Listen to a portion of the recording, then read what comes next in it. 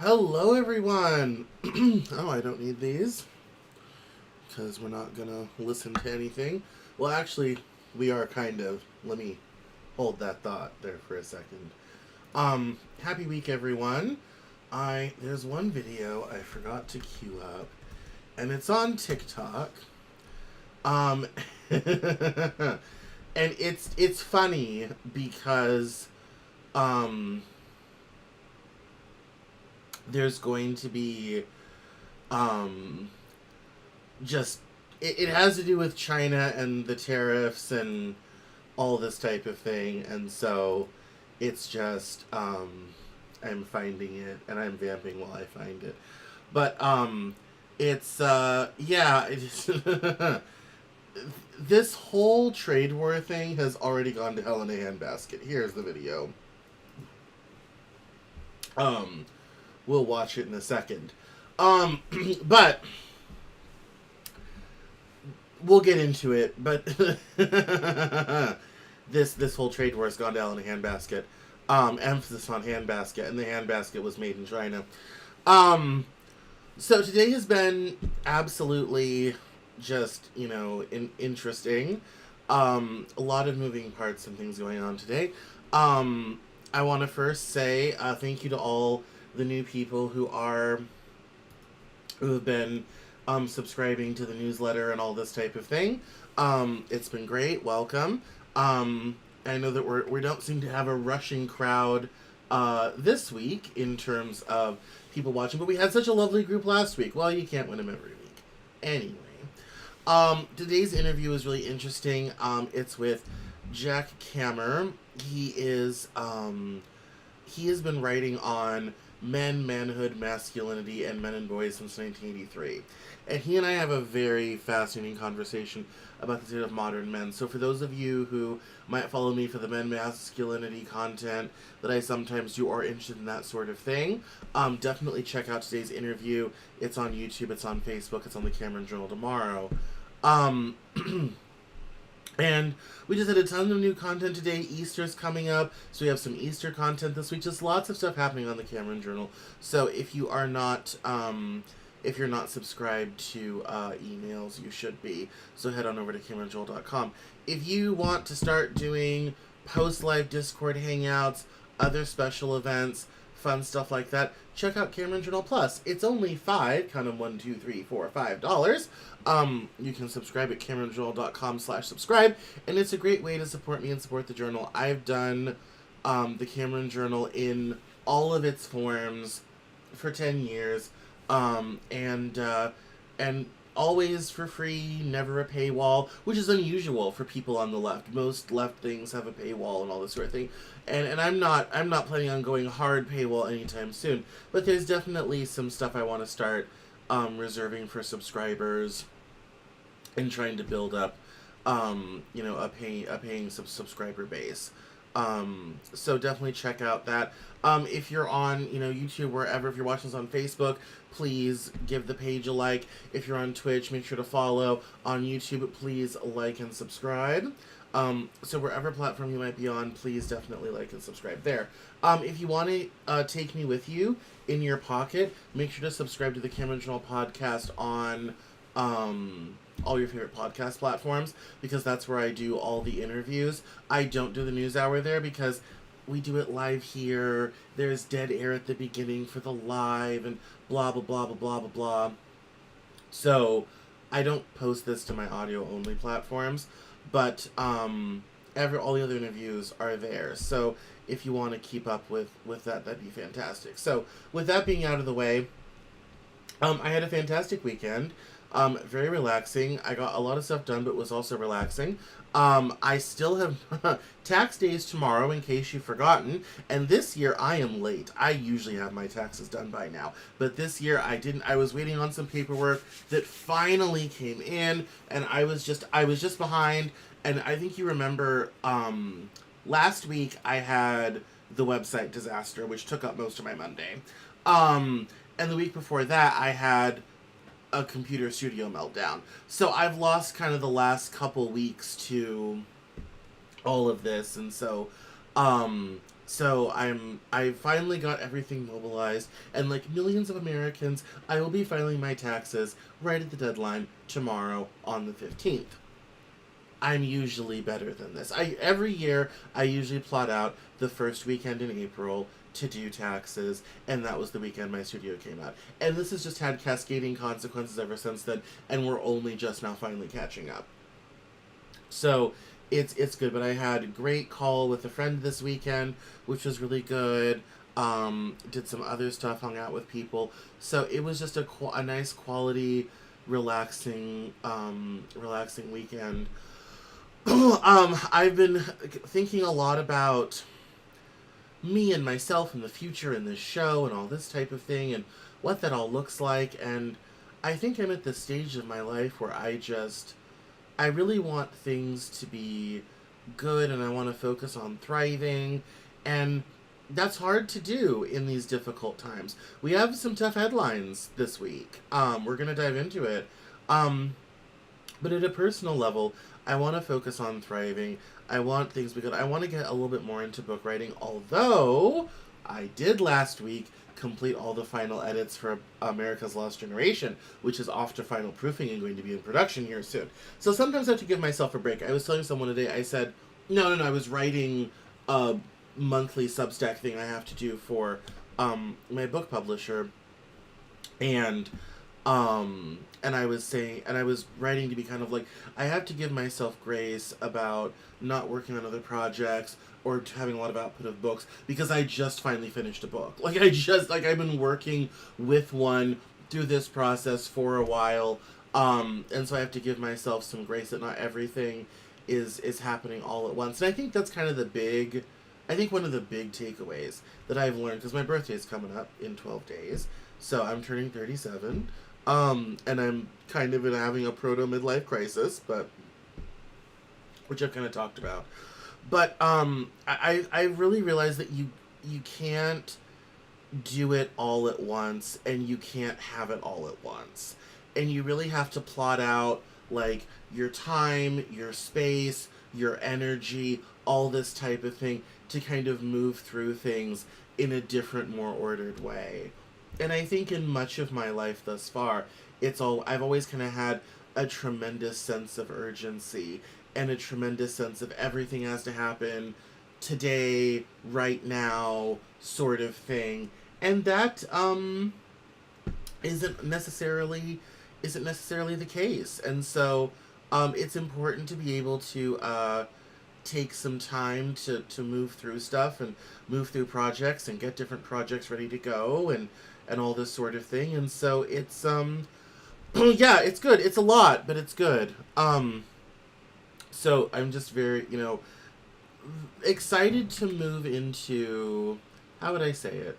I'm excited to move into a different mode of life where I'm not chasing everything around with my head cut off, and I'm just moving through things in a very, well-paced, methodical way that makes sense to me, my energy, so I'm not burnt out all the time. I've been fighting burnout off and on for almost 3 years running, because I was doing my graduate program in the middle of COVID, got COVID late in the pandemic in 2022, and had health issues and long COVID and all this type of thing. And so I was burnt out from grad school. I was burnt out from COVID. I did a cross-country move in there, had a breakup, all this sort of thing. And so it's really right now about just kind of reconstituting the energies, and going from there. And that means maybe not moving as quickly as I would always like to. So that's just a little bit about me and my life. I'm trying to do more of that stuff because people like it. And it kind of, you get to know me, you want to stick around. It's kind of a thing. But you didn't just come here for me to speak philosophically about my life and my situations and all this type of thing. You came for the news. And I want to start right off with the new Chinese TikTok trend of revealing who's been making everyday products, high-end luxury goods, and more and more. And it's all going down on TikTok. I saved last night the perfect video. I mean, obviously, there's a lot of videos about makeup, handbags, things like that, that they're like, if you don't buy this with the label, we'll sell it to you, for $2, $5, $10 sort of thing. But the funny video I'm going to show you has nothing to do with purses and handbags. It has everything to do with laundry pods. So let's take a look. Here we go. Yeah, let's give this a little listen to. You just found a direct factory of laundry pods. My family working in cleaning industry for more than 30 years. I'm the second generation. We need agents to distribute our beautiful products in their own country. For small quantity, we can ship worldwide from one carton. If you are interested, please follow me along, send me a message, get free sample. Congratulations. And so how they're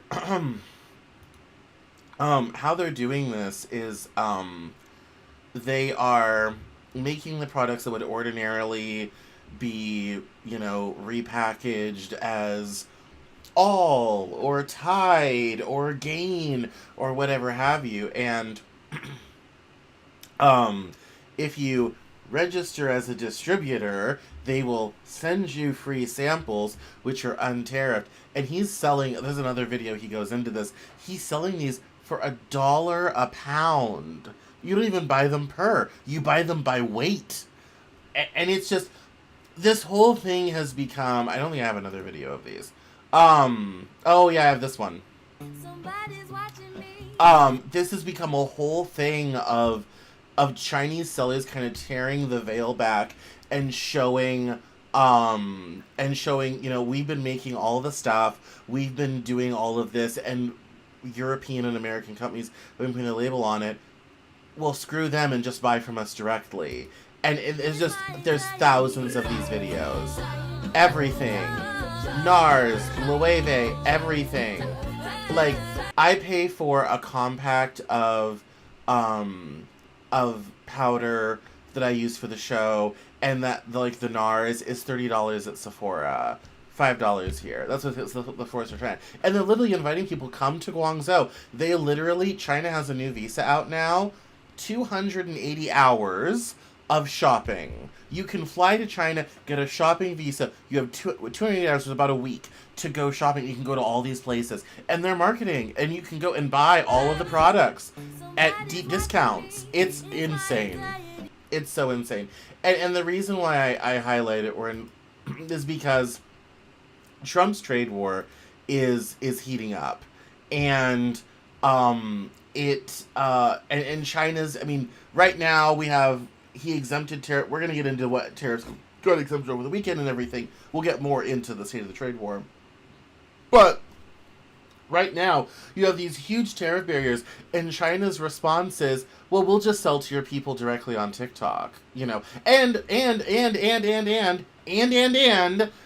there's no TikTok deal happening right now. And TikTok was supposed to have been banned on April 5th. Trump gave it a 75-day extension. And China's not even having that conversation right now because of the trade war. So this is all again gone to hell and a handbasket. So let's put a pin in that. We're gonna come back to Trump tariffs because I have a great story from a right-wing outlet about that I think is interesting. It'll cause some good conversation. But before that, I want to dive into a story that should be bigger today over the weekend. There was an arson attack at the Pennsylvania governor's mansion. It says here, this man was charged with setting fire to the residence, forcing Governor Josh Shapiro and his family to flee. Investigators said they found beer bottles with gasoline inside the house. It says here, Pennsylvania state authorities have arrested and charged a Harrisburg man they said set fire to the governor's mansion while Governor Josh Shapiro and his family slept, forcing them to evacuate early Sunday before the blaze severely damaged part of the building. The man, identified as Cody Balmer, 38, jumped a fence and managed to evade state troopers after he broke into the building, the authorities said. He fled the scene and was arrested after turning himself into the police on Sunday afternoon, officials said at a news conference. Mr. Balmer was charged with attempted murder, arson, and terrorism, the Dauphin County District Attorney's Office said early Monday.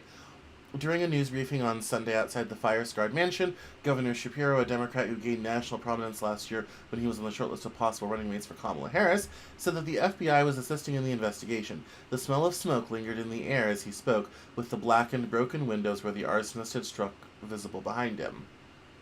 Mr. Shapiro became emotional as he described his family's ordeal, recalling the moment a state trooper had banged on his door shortly after 2 a.m., waking him, his wife, and his children, and rushing them to safety. The attack, he said, had been targeted. Quote, "Last night we experienced an attack, not just on our family, but on the entire Commonwealth of Pennsylvania," Mr. Shapiro said.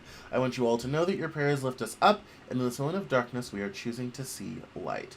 The authorities gave details about the attack in an affidavit filed with the charges against Mr. Balmer early on Monday. Mr. Balmer illegally entered the grounds of the governor's residence early Sunday and broke a window with a hammer and threw an object inside that started a fire, according to the district attorney's office. He then entered the building and started at least one more fire. Investigators recovered 2 broken glass Heineken beer bottles that had been filled with gasoline. When Pennsylvania state troopers interviewed Mr. Balmer later on Sunday, he admitted to starting the fires. When state troopers asked him what he would have done if Mr. Shapiro had found him, Mr. Balmer said he would have beaten the governor with his hammer, the affidavit said. The authorities did not release any information about a motive for the attack. The Pennsylvania State Police found a jacket in Mr. Balmer's nearby home that matched the one seen on surveillance video footage of the attack, the district attorney's office said. During the news briefing, Mr. Shapiro said he'd spoken with Kash Patel, the FBI director. Quote, "He promised all the resources of the federal government," unquote, Mr. Shapiro said, adding that he thanked Mr. Patel and the FBI and the president for their support. And then it goes on to some details and some pretty stunning pictures. There's some more of the fire damage. I had seen other pictures that were also really, really terrible. So, this happened on Sunday, obviously, and it should be a bigger story. It should have been the story today, and no one's really talking about it, so I wanted to highlight it. Obviously, for the people that are talking about it on Twitter, everyone wants to know, was this guy a Trump supporter or a crazy Democrat? Rumors are flying, but we don't know, and until we know more, I'm not going to reserve judgment. But either way, I don't care who you are. We shouldn't go around lighting the governor on fire.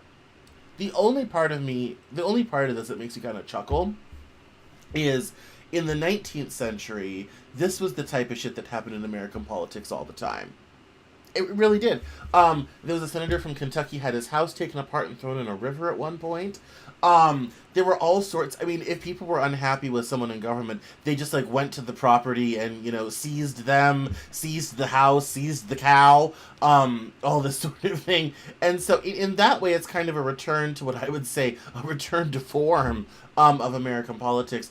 But obviously, setting fire to the house with the wife and children inside is quite shocking, very dangerous, and people could have been killed. So we want to avoid such things in future. Although I fear that we're going to end up with increasing amounts of this sort of thing moving forward, and more, people doing rather dangerous things. So the other kind of big story, this broke this afternoon, and oh, hello. Thank you for coming. This broke this afternoon. It says Harvard says it will not comply. I should put my glasses on so I can actually read this stuff. Harvard says it will not comply with the Trump administration's demands. Federal officials said Harvard must enact, quote, merit-based reform, unquote, in hiring and admissions and report international students who broke rules, among other steps. Harvard called the demands unlawful. It says here. Harvard University said on Monday that it had rejected policy changes requested by the Trump administration, becoming the first university to directly refuse to comply with its demands and setting up a showdown between the federal government and the nation's wealthiest university. Other universities have pushed back against the administration's interference in higher education, but Harvard's response, which called the Trump administration's demands illegal, marked a major shift in tone for the nation's most influential school, which has been criticized in recent weeks for capitulating to Trump administration pressure. A letter the Trump administration sent to Harvard on Friday demanded that the university reduce the power of students and faculty members of the university's affairs, report foreign students who commit conduct violations immediately to federal authorities, and bring in an outside party to ensure that each academic department is, quote, viewpoint diverse, unquote, among other steps.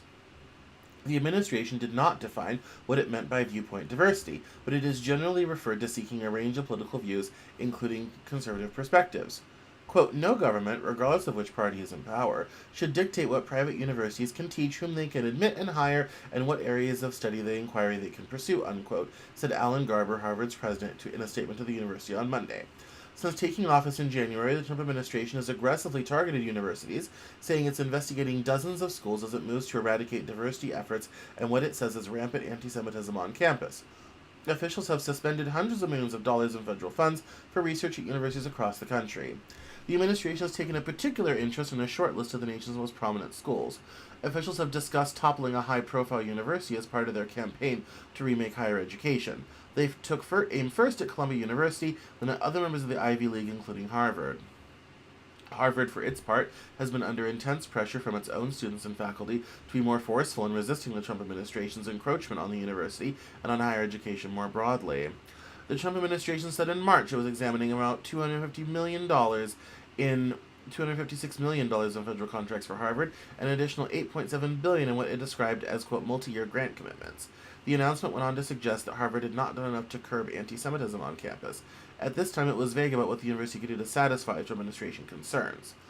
Last month, more than 800 faculty members at Harvard signed a letter urging the university to, quote, mount a coordinated opposition to these anti-democratic attacks, unquote. The university appeared to take a step in that direction on Monday. In his letter rejecting the administration's demands, Dr. Garber suggested that Harvard had little alternative.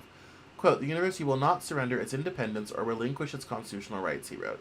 Neither Harvard nor any other private university can allow itself to be taken over by the federal government, unquote.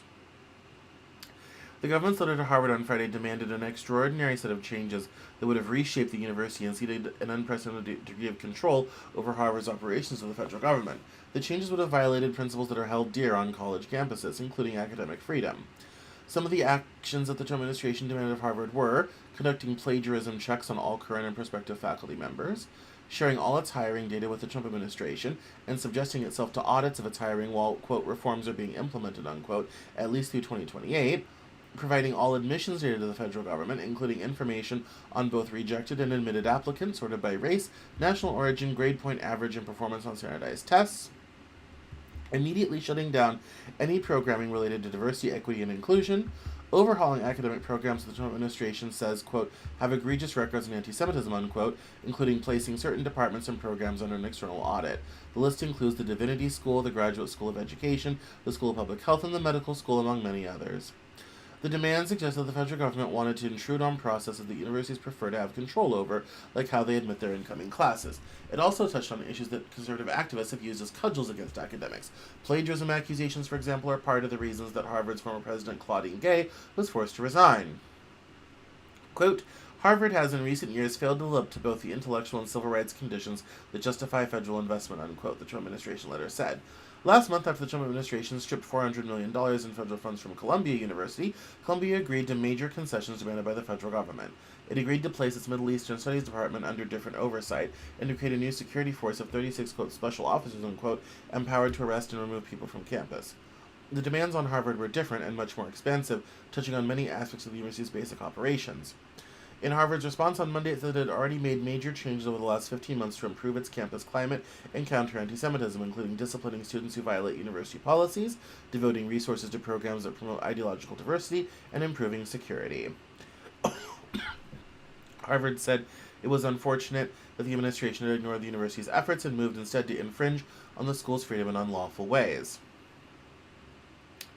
And then it goes on to commentary from faculty and all this sort of thing. I'm not surprised. This is very similar to what Georgetown did. I actually did a thread on Twitter about that.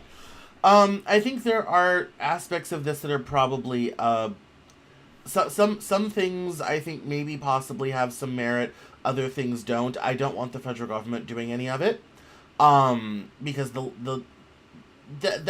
I hate to be a slippery slope person, but when you start allowing the federal government into conducting plagiarism checks and sharing hiring data and admissions data and deciding what program you can do, you don't have freedom of speech or a free society anymore. You certainly don't have a free university.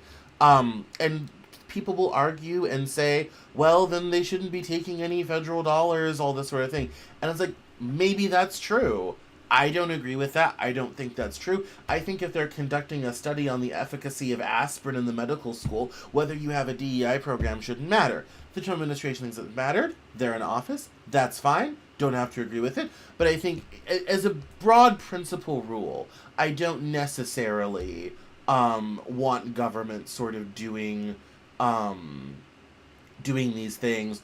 I certainly don't want the government hiring organizations to do external audits on certain parts of the university, all because they take some federal dollars.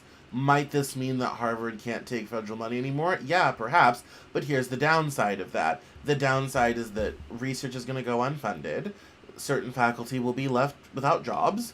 And you're going to end up with a much less robust research and development foundation, because where the really good stuff happens is at big institutions like this who have a lot of money and can fund this stuff and have the faculty and expertise and can pull in people from all over the world to do it. Now, we might want to take that course of action.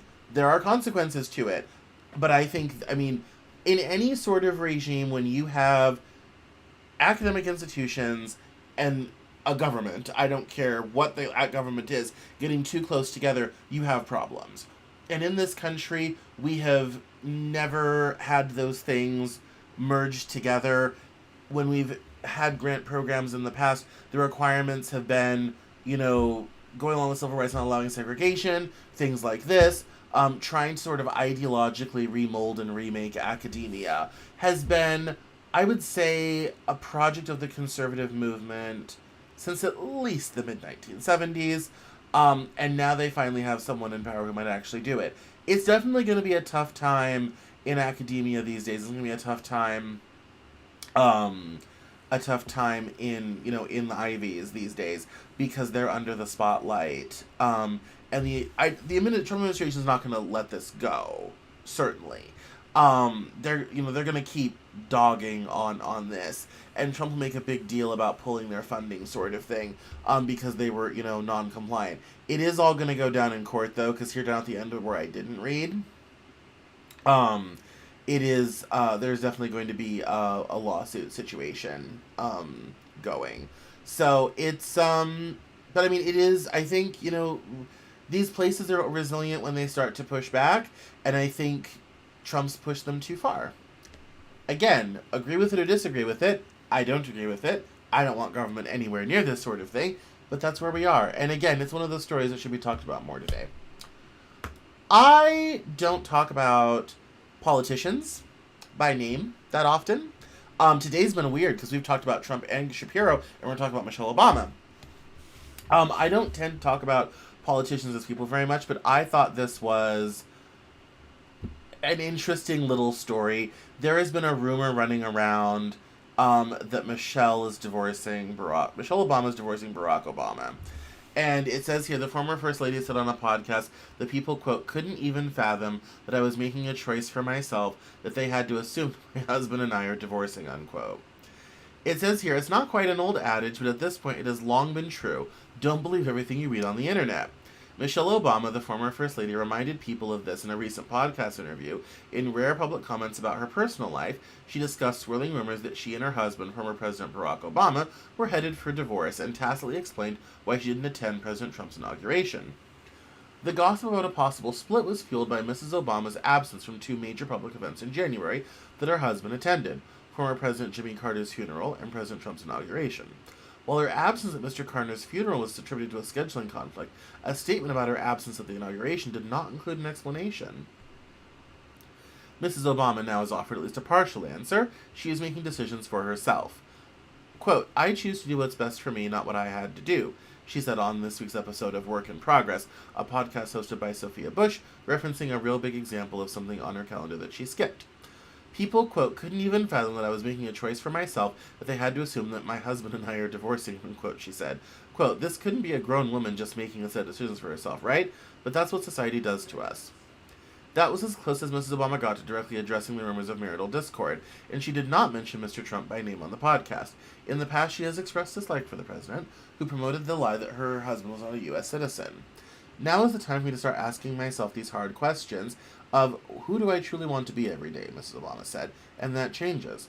On the roughly hour-long episode, Mrs. Obama did not waste many words on the rumors, nor did she go into detail. Instead, she emphasized the importance of making her own decisions, especially now that she no longer occupies the White House and her two daughters are adults. I learned that I can really only control me, Mrs. Obama said. I thought that was interesting. I didn't go listen to the whole podcast episode because I didn't care that much. But I just thought I would kind of mention that there was a whole Twitter thing over the weekend about, oh yeah, this, that means they are getting a divorce and all this sort of thing. And I think it really has to do, as someone pointed out, with scheduling. I think she just wants to decide what she's going to do and what she's not going to do. And we know she doesn't like politics. She was not a big fan of being First Lady. We know that she was always not necessarily super thrilled that Barack wanted to be in politics and his political career rose so fast and all this sort of thing. And so I think it's a matter of, you're not going to see this woman anywhere she doesn't want to be.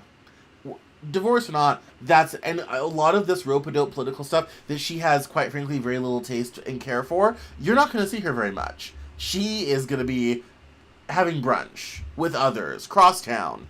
Honestly, I love that for her, to be honest. I love that for her because, would that we all had that level of option and levity in our lives. But I thought it was an interesting sort of anecdote, because like I said, I don't tend to cover politicians as people very often, but today we have an exception. Governor Shapiro's getting burned down. Michelle Obama's controlling her own schedule. It's a crazy day. Now, out of the light, well, actually, this is the last kind of light story, then we'll get into some heavier stuff. So, what are we looking at here, Cameron? I'll tell you. This is the, what is this, a 5-year chart? It's a 5-year chart. A 5-year chart of the dating app Bumble. Now, for those of you who haven't dated in a long time, you might not know what Bumble is. Let me tell you. Bumble is a dating app where roles are reversed. On Bumble, it's both men and women, but the women have to approach the men. That's the central conceit.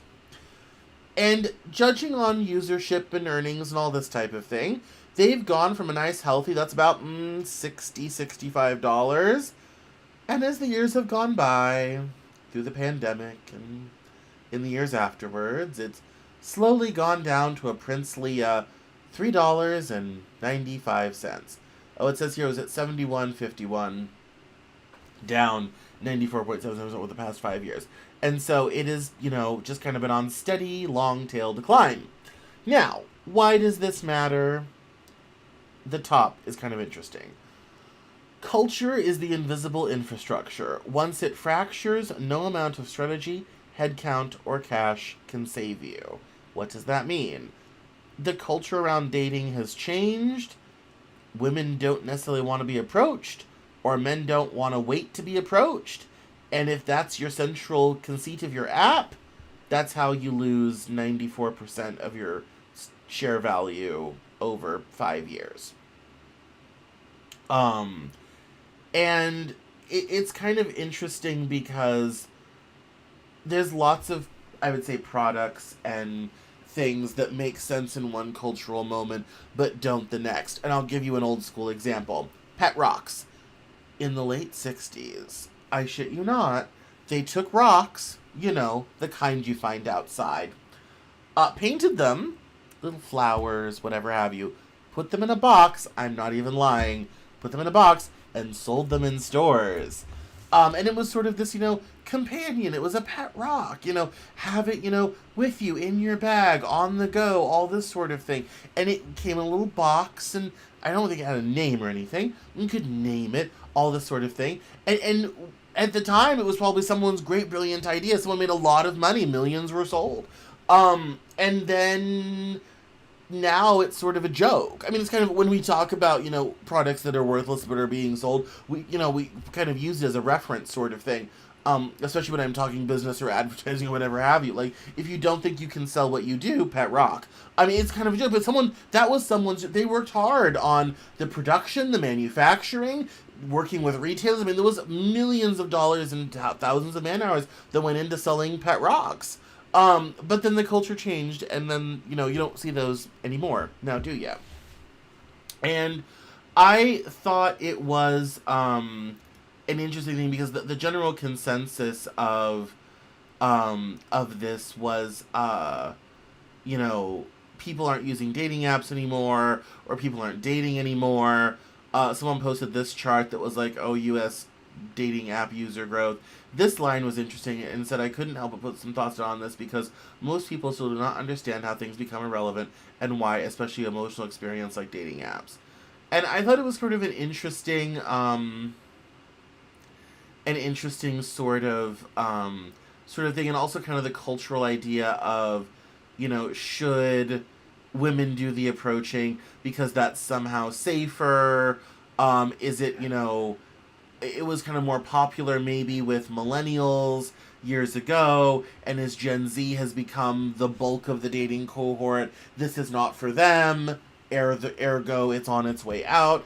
All sorts of different theories kind of bumping around, but I think I was kind of shocked because I hadn't heard anyone mention Bumble in a while. Now, admittedly, I've been in and out of a relationship for 5 years, so I haven't, been talking with a lot of other people about these things, but I hadn't heard anyone mention Bumble for a while. Lots about Hinge, still a few things about Tinder, all those things. I hadn't heard anything about Bumble in a while. So when I saw this, I was kind of like, oh, that's why I haven't heard about Bumble in a while. It's not going well over there at Bumble. Yeah, I feel like that sort of, women have to send the first message. They don't get, unwanted dick pics and all this type of thing, was a nice idea a decade ago in 2015. But I mean, honestly, if you're Bumble, you've had a nice run. They'll probably get sold. So at this price, someone will come in and buy up all the shares and take it over and probably close it or merge it with something else or whatever have you. Or, pivot the brand to some other type of dating or whatever have you. So it's, but it kind of goes into this whole idea that somehow modern dating is just broken, apps aren't helping, but it still might be the best way to meet people unless you're like meeting through friends or whatever have you. But even that seems awkward and risky, and people just don't want to risk putting themselves out there, so because they don't want to get shamed on the internet. There's all this sort of stuff going around about dating, and so this whole thing just kind of, in my mind, really encapsulated the problem. And in my next book, America's Lost Generation, I have a whole bit about dating and what dating in the internet has been like. And this is an interesting dynamic, a lot of interesting ideas here. But I don't want to spend too much time there. We have bigger fish to fry. So speaking of ICE, immigration, and university students bouncing off the Harvard story from a couple minutes ago, it says here, this is totally insane. Before ICE arrested Ramisa Ozturk for writing an op-ed, the State Department said it found no evidence that she was anti-Semitic or supported Hamas. The government arrested, jailed, and is deporting someone for writing an opinion some officials dislike. Repulsive. And it goes into basically recounts the picture here. And then down here is the original story of Ramzaya Ozturk, a Turkish National and Tufts University graduate student, in some video of them getting arrested, sort of thing. And the idea is that, this person engaged in activities in support of Hamas. They need to be deported, but there's no evidence of it. And especially when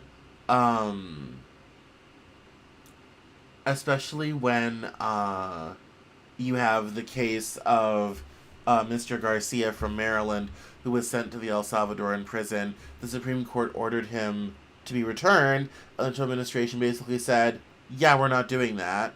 That's happening right now. In fact, do I have... No, I don't have that. That's a terror story.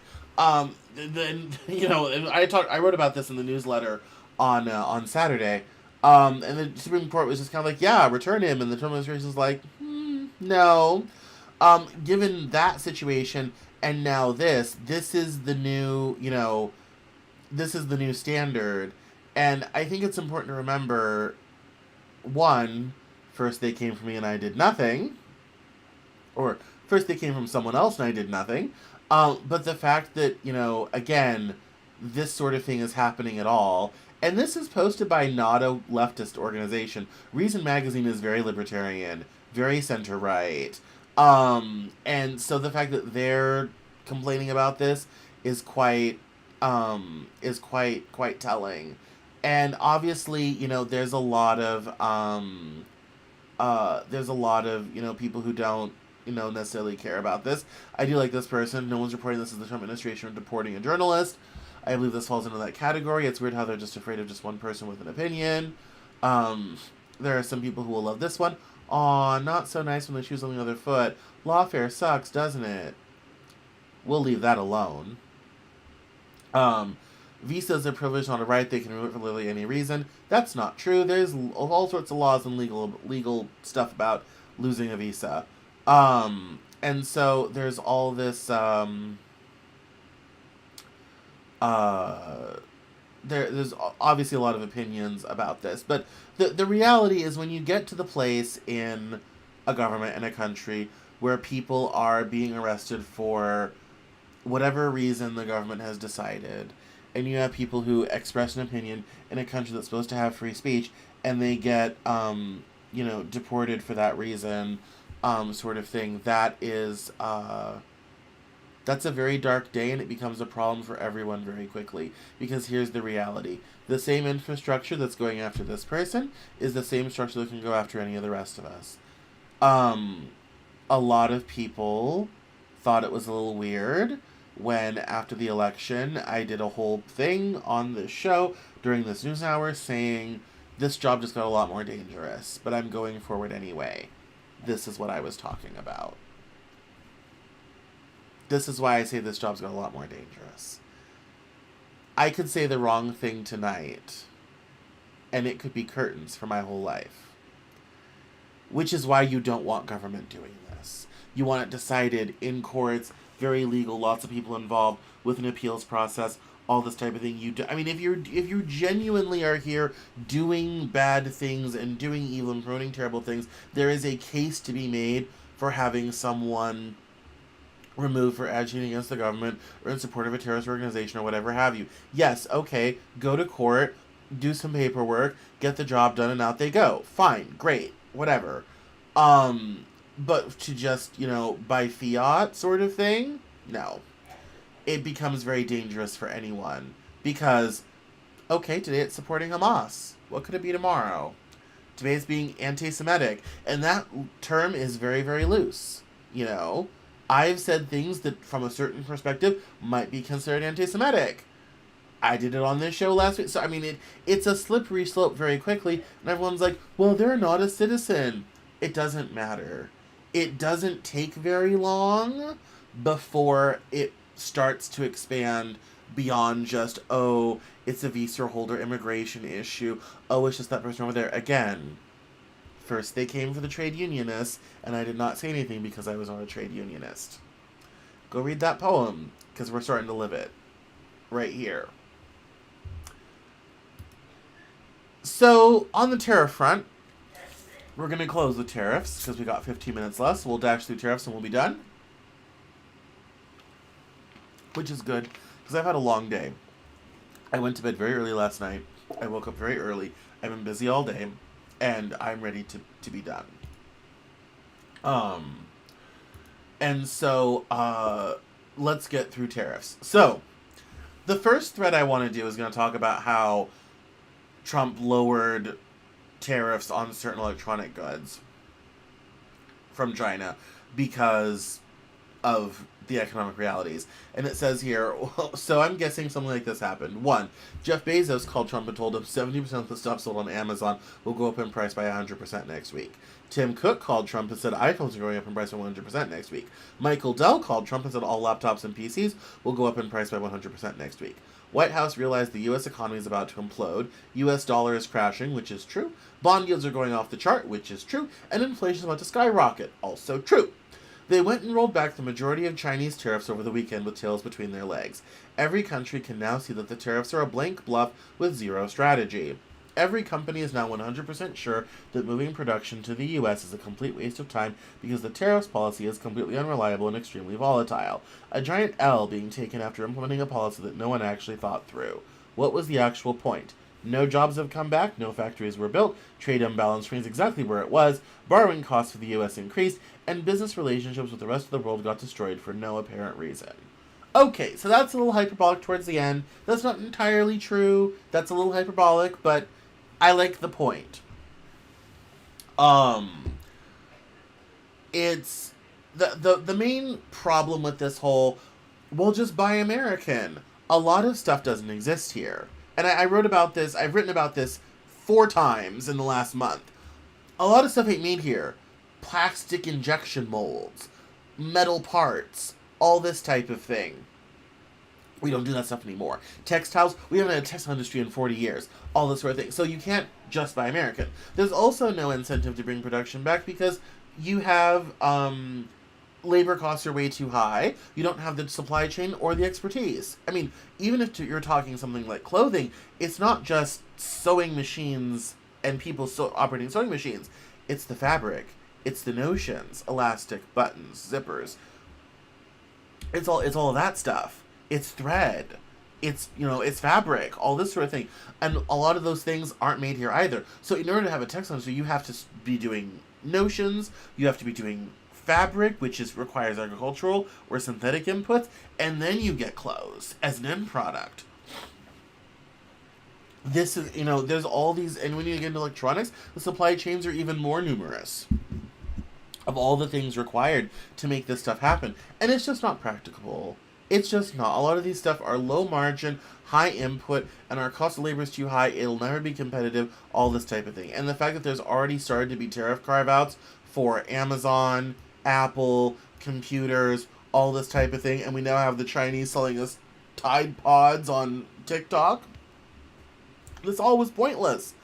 Now, there are some great companies who have decided to invest in new plants in America. Hyundai is investing. Other people are investing in building new facilities, all this type of thing. Right before I had started the news hour, I was reading a story about GM's new battery plant in Ohio, making batteries for EV cars. Mary Barra is doing great work over at General Motors.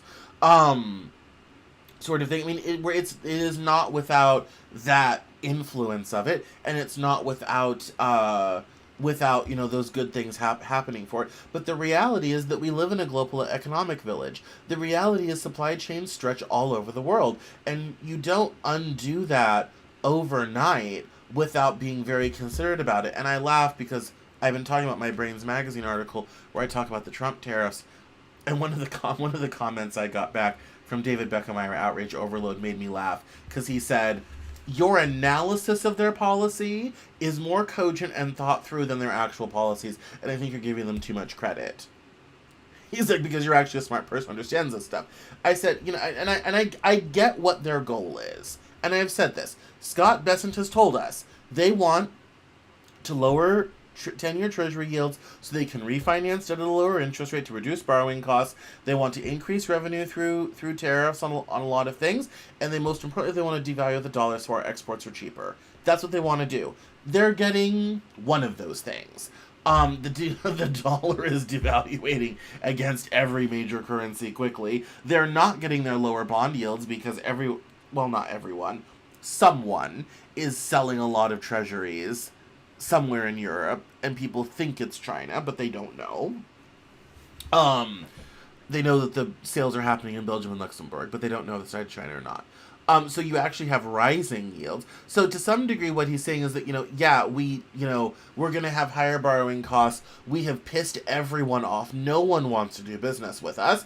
And because this is all come and gone in a couple of weeks, no one had any incentive to build a new factory and bring back all of those jobs and all this type of thing. The reality, and this is something the Biden administration understood, is that industrial policy takes time. Under Biden, we created 250,000 new manufacturing jobs because they passed a law early in their term in 2021, and a lot of those factories were opening last year because it takes years. So if you want to get more industry and manufacturing going, you've got to work with companies, you've got to subsidize it, figure out where it makes sense, maybe put in the tariffs around those things to help those companies be competitive over time. The only person I've seen who's made sense on this is an economist that they've hired who said, yeah, it should be maybe between 1 and 10% phased in over 3 years. Not 125% in a week. Or, but then lowered to 10% for everyone. I mean, half the tweets you read about the current tariff rates aren't accurate because they've already changed. Because Trump's trying to play chicken with the world, and declare the end of globalization, all this type of thing. I get where we're going with this. I get what he wants to do.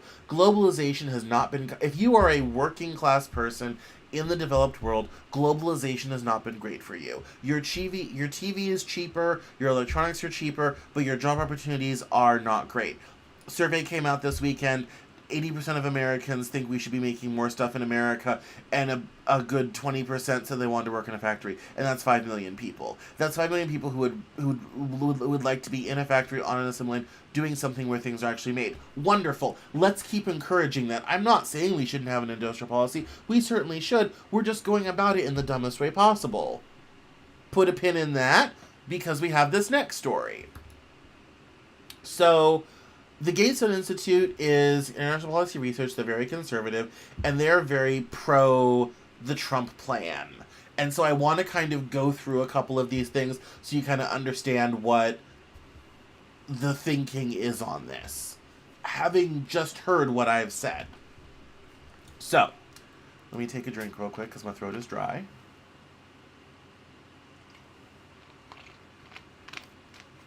Here we go.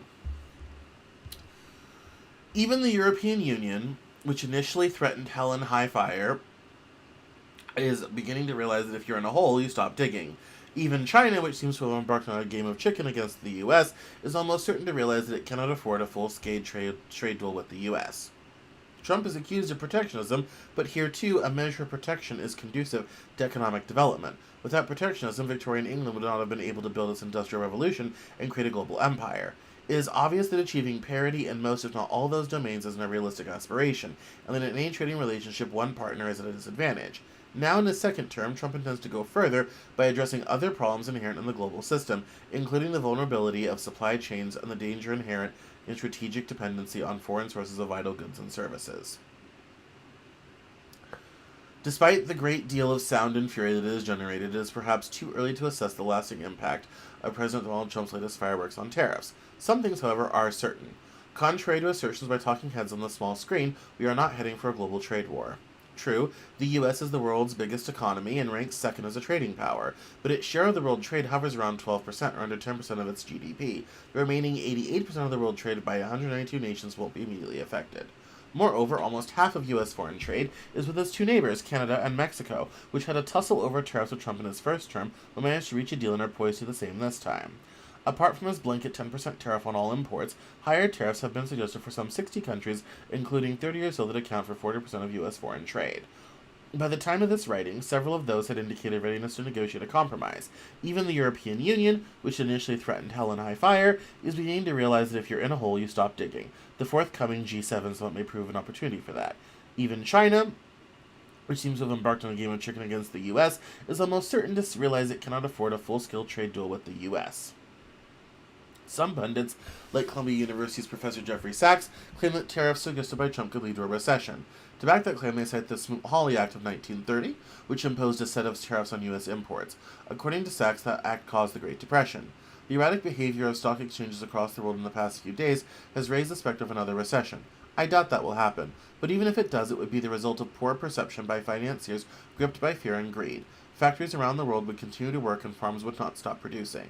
The Washington Post goes further by comparing Trump to President William McKinley, implicitly designating the U.S. as an imperialist power. However, the paper forgets the key features of imperialism, none of which apply to the U.S.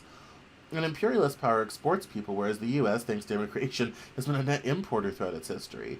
Trump is accused of protectionism, but here too a measure of protectionism conducive to economic development. We read that part already. Bismarck's Germany would not have become 19th century Europe's industrial powerhouse. Similarly, the Japanese Meiji miracle was prompted by protectionist policies. To be sure, too much protectionism can be deadly, as it discourages competition and innovation and rewards scientific and intellectual laziness. Like Trump, Adam Smith, the father of economics as an academic discipline, was a fan of tariffs while holding up the free market as an ideal in which comparative advantages of all nations become operational.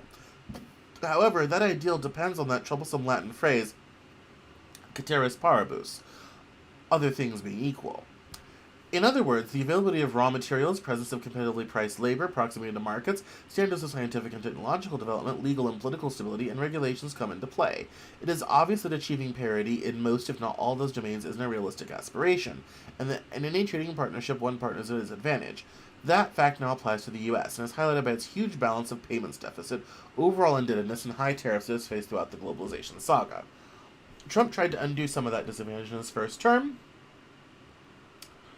and imposed tariffs that his successor Joe Biden, a champion of globalism, maintained. Now in his second term, Trump intends to go further by addressing other problems inherent in the global system.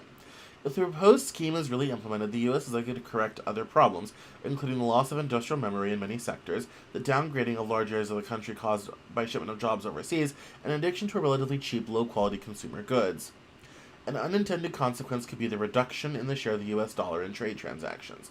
Contrary to Trump's belief that the current dollar is king situation in world trade transactions is to the advantage of the U.S., a lowering of that profile could contribute to his other aspiration of sheltering the U.S. from some of the uncertainties of a global system that could run out of control. I thought that I like, not that I agree with them all the time, but I like the Gatestone Institute. I think they have something interesting to say. I recently subscribed to them, and I thought this was kind of an interesting way to look at the tariff thing from another angle, to look at it from another side, to look at it from a, okay, this could be good, why would that be? So I thought that was an interesting perspective and an important perspective shift for us all. It's always important to read widely, remember that news is a narrative, that's why they call it a story. And to keep a different perspective on everything. So it's been a raucous week in the news. I am tired. It's been a 12-hour day. So here's what I'm gonna do. I'm gonna let you all go. Thank you all so much for watching. My name is Cameron Cowan. This is the Cameron Journal Newshour. Catch me on Instagram, LinkedIn, and Twitter at Cameron Cowan, at Cameron Journal on TikTok. Clips of this come out all week long, and clips of the interview, today's interview with Jack Kammer, also will be out. So keep an eye out for those. And I will catch up with you all soon. Don't forget to subscribe to the newsletter. Comes out every Saturday, right directly to your inbox, with the best of the Cameron Journal all week long. And feel free to share with your friends. And I will see you all next Monday at 7 p.m. Eastern for the Cameron Journal Newshour. Have a good night, everyone. Bye-bye.